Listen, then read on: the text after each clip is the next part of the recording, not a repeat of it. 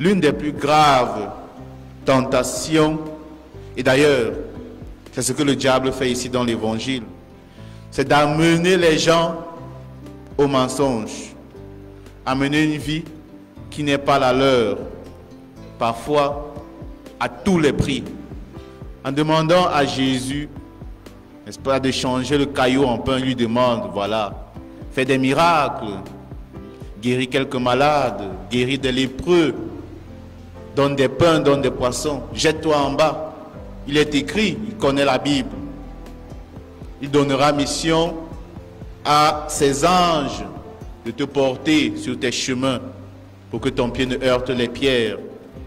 Imagine si, lorsque tu te jetteras en bas, des anges viennent pour te porter. Imagine ce que les autres diront de toi. C'est là le point focal du diable. Amener les gens à se focaliser non pas sur ce qu'ils sont vraiment, mais sur ce que les gens vont dire d'eux. Le regard des autres. Et c'est comme ça qu'il nous donne de nous éloigner de notre centre.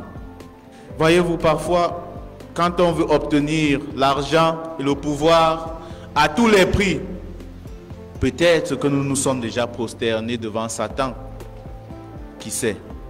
Mais c'est important d'être toujours vrai envers soi-même, afin de ne pas vivre avec des regrets. Il existe dans ce monde des personnes qui ont pour profession d'accompagner des personnes mourantes.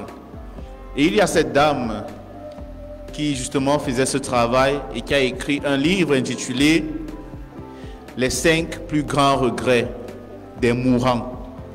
Et dans son livre, elle dit que dans ses conversations avec des gens sur leur lit de mort, le regret le plus commun que ces personnes-là ont est le regret de ne pas avoir vécu une vie fidèle à eux-mêmes.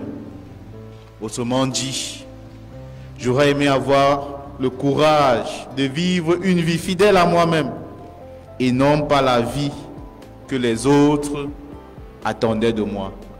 Imaginez une personne sur son lit de mort qui prononce ces mots. Une personne qui a peut-être vécu pendant 100 ans à faire ce que les autres attendaient de lui ou d'elle. C'est ce qui se passe. On plonge dans les regrets quand on se laisse séduire par le diable.